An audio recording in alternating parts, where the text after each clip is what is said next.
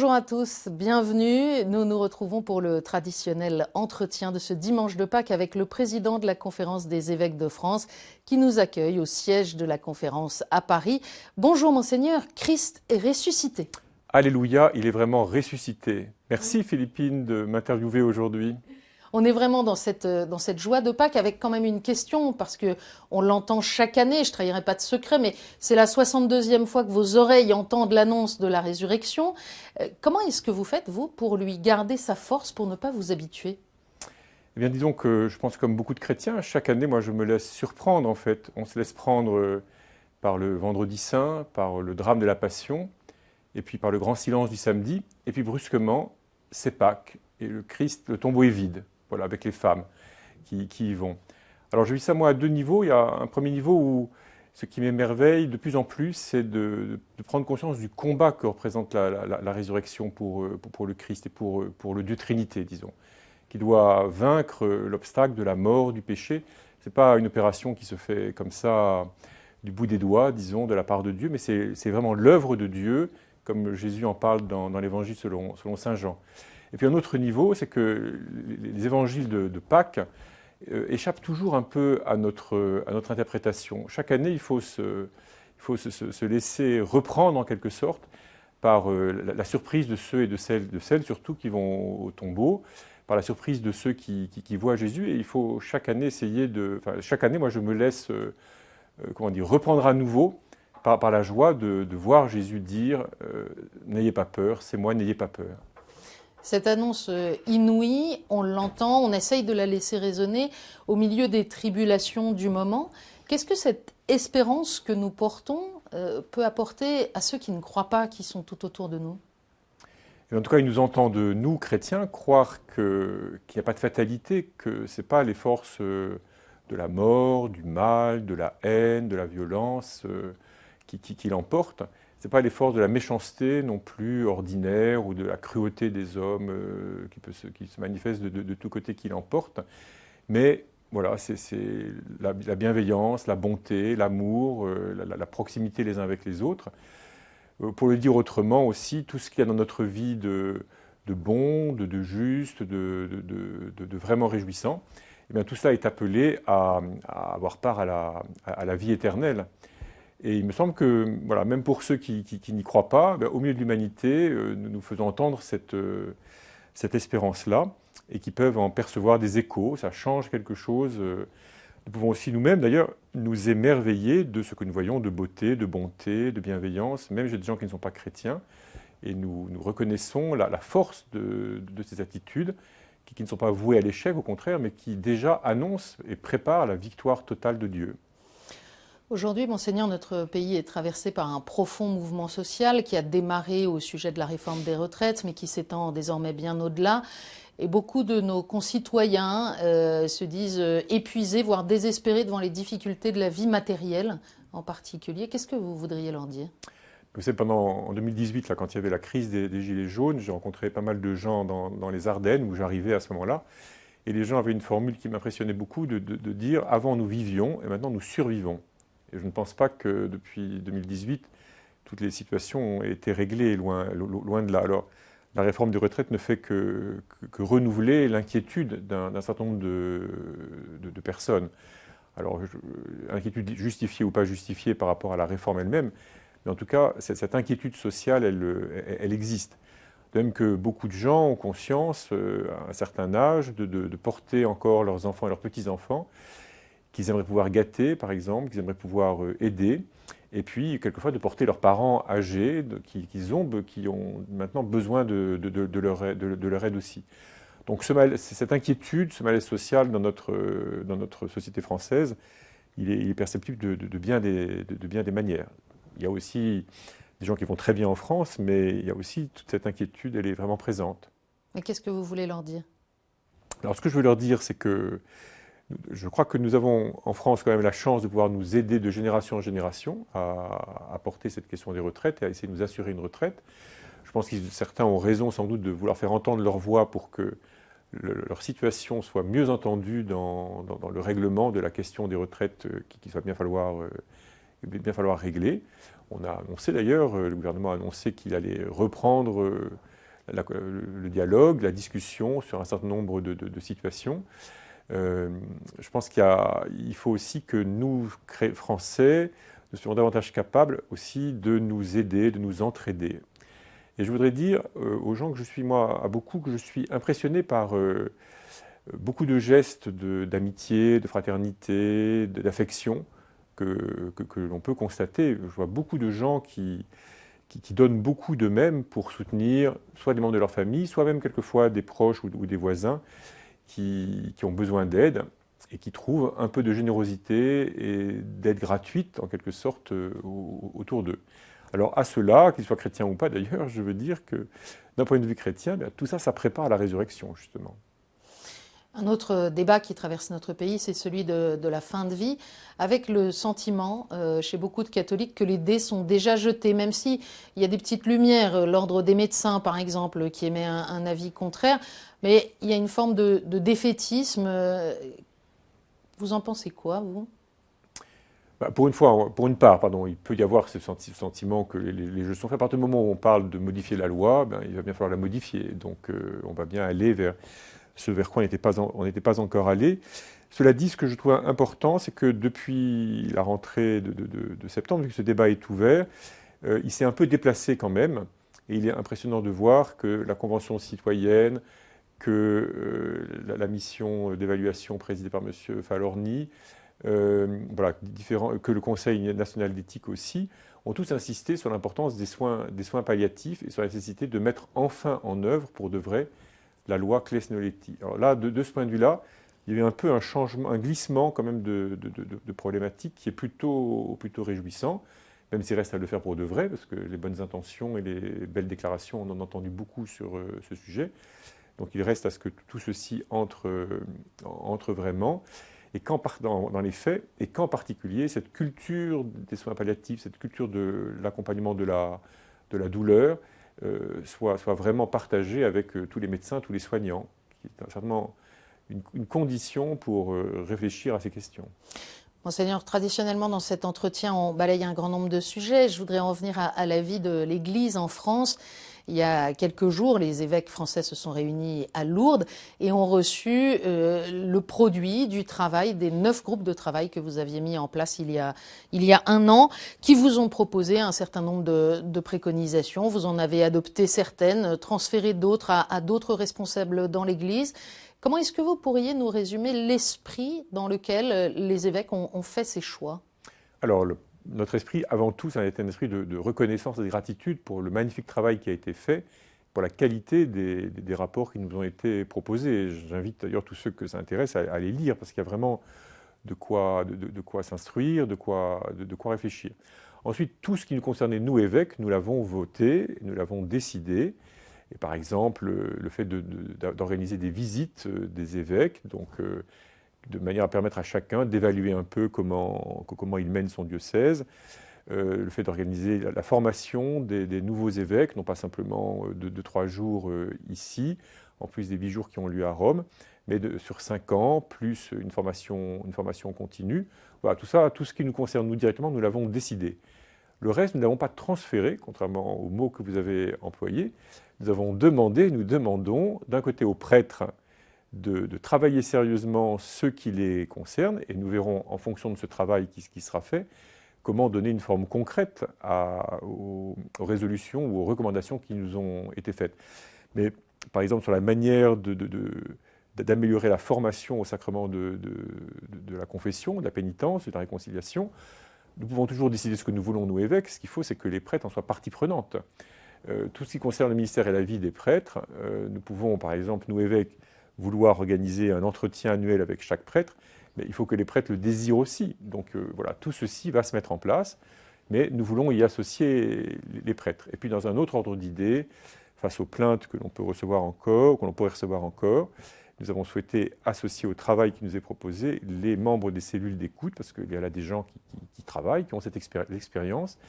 On leur demande de transformer un peu leur mission. Il faut qu'on le fasse avec eux. Donc il ne s'agit pas de transférer, il s'agit au contraire d'associer le plus de monde possible pour pouvoir vivre le changement de culture auquel nous sommes invités, pour sortir d'un état d'esprit qui a permis, malheureusement, cette crise des abus.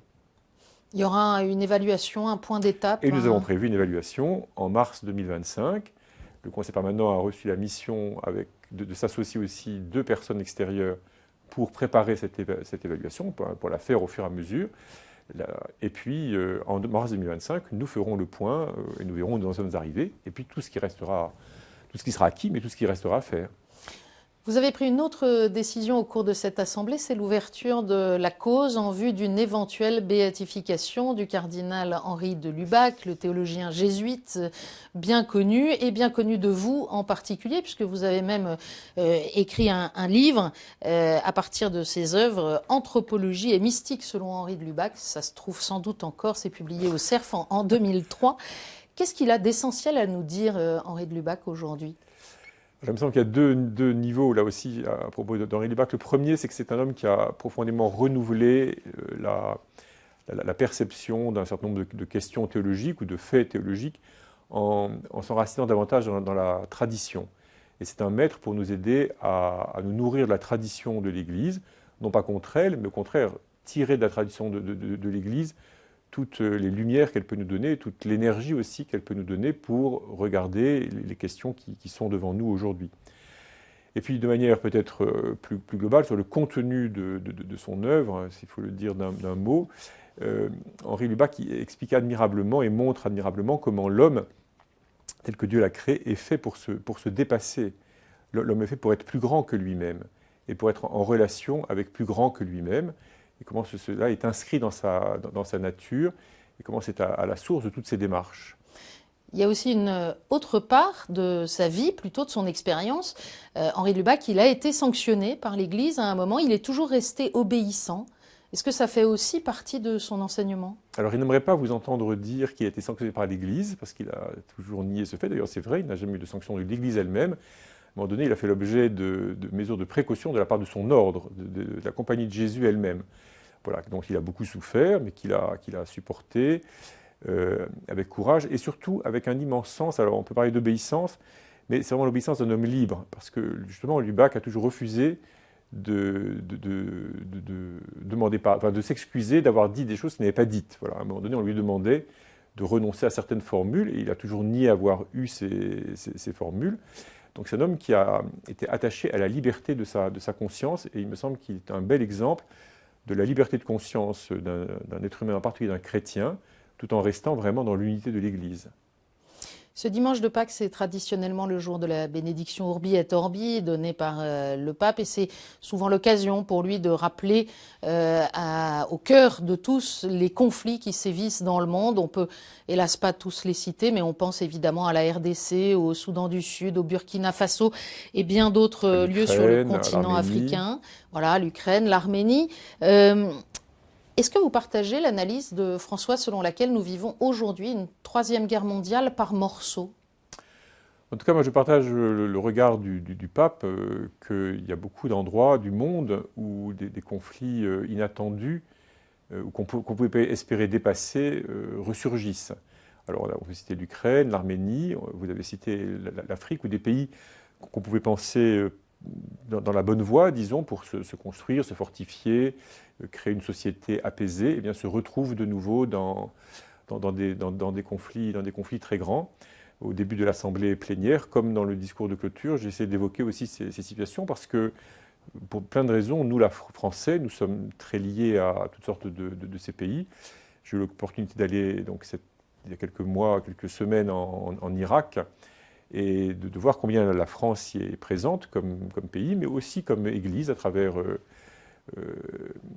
par exemple différentes œuvres comme Fraternité en Irak, comme l'œuvre d'Orient, pardon, je vais y arriver, et quelques autres associations. Et personnellement, qu'est-ce qui vous a marqué dans cette visite en Irak que vous avez faite il y a quelques semaines ? La première chose marquante, c'est de rencontrer des gens qui, un jour, du matin ou du soir au matin, ont tout quitté pour pouvoir rester fidèles au Christ. Ils avaient le choix entre se convertir ou partir. Ils sont partis en laissant tout ce qu'ils avaient même imaginé emporter sur eux. À la sortie de chaque ville ou village, ils ont dû le laisser aux mains des hommes de Daesh. Et ils l'ont fait, et ils se sont retrouvés dans le plus grand dénuement, et sans avoir aucune idée de ce qui leur arriverait plus tard. Alors maintenant, certains sont revenus, certains restent en Irak mais ailleurs, certains sont partis, ils essaient de reconstruire leur vie. Et j'étais aussi impressionné par cette capacité des chrétiens en Irak, cette volonté de rester dans cette terre où il y a des chrétiens depuis quasiment les origines du christianisme, avec la conviction que même s'ils ne sont pas dominants socialement et culturellement, ils ont quelque chose à apporter dans ce pays, dans cette partie du monde. Et je pense que ça nous dit quelque chose de ce que nous, chrétiens, partout, nous avons à vivre. Alors vous le disiez, certains ont choisi l'exil et il n'y a pas que ceux qui sont en Irak. Notre pays, qui se sent si mal, fait néanmoins l'objet des rêves d'une grande partie de la planète, tout comme nos voisins d'ailleurs. Et l'Église est parfois accusée de naïveté sur ce sujet quand elle invite à accueillir les migrants. Bien, je crois qu'il faut oser dire que le phénomène des migrations, il ne va pas s'arrêter.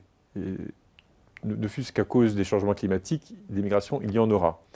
Donc, comment est-ce qu'on accueille? Comment est-ce qu'on aide à l'intégration? Comment est-ce qu'on peut ensuite créer une société apaisée, unie, fraternelle? C'est un immense défi qu'il ne faut pas nier.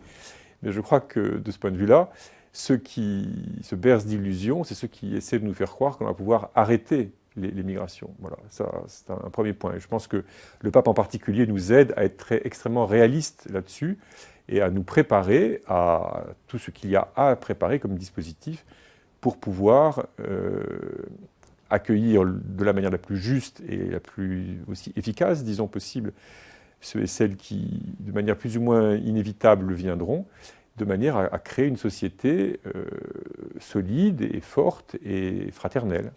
En insistant en même temps sur le droit de ne pas émigrer, dont le pape parle beaucoup. Tout à fait. Donc le pape a un peu ajouté ça dans son discours par rapport aux toutes premières années de son pontificat.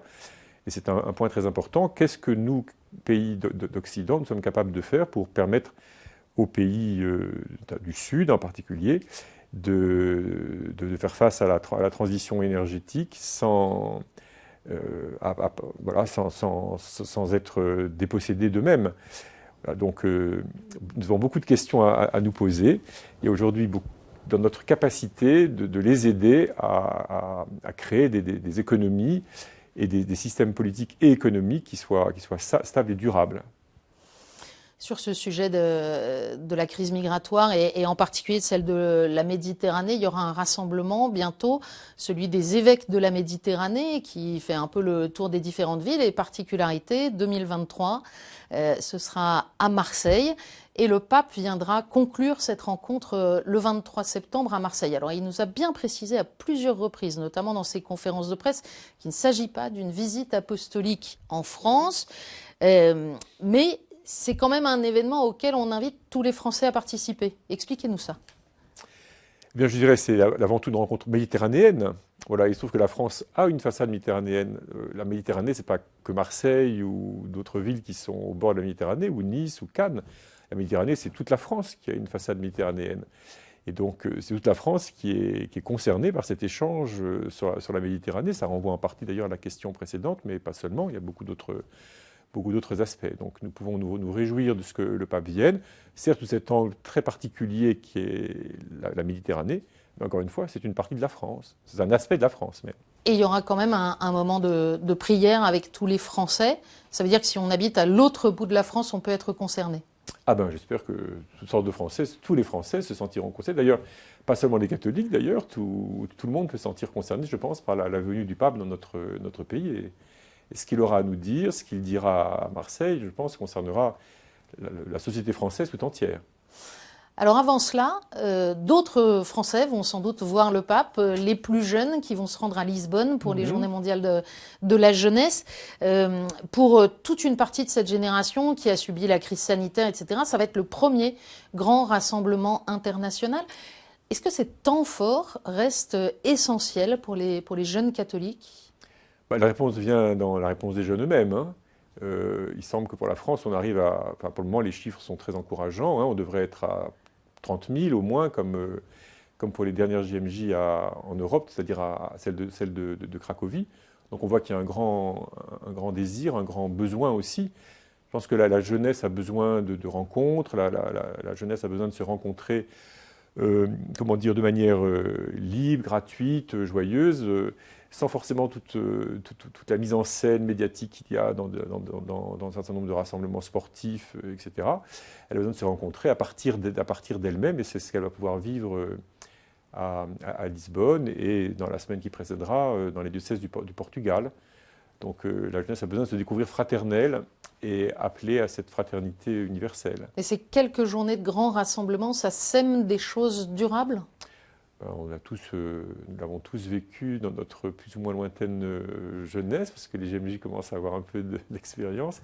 Et de ce point de vue-là, la jeunesse reste la même. Alors on verra bien ce qui arrive à être semé, puis surtout ce qui germe après de ce qui a été semé. Mais nous avons en France vraiment une belle jeunesse qui est capable de très belles initiatives. Je pense qu'elle gagnera à les partager avec d'autres jeunes d'autres pays, puis à recevoir ce que les jeunes d'autres pays peuvent vivre et essayer de faire ensemble. Et il faut espérer, oui, que ces journées du Portugal, en particulier de Lisbonne, porteront des fruits dans les décennies qui viennent. Merci, Monseigneur, pour cet entretien. Merci, Madame, et merci à tous et à toutes. Et joyeuse Pâques. Et bonne fête de Pâques à tous, que la joie de Pâques puisse transpercer toutes nos tristesses.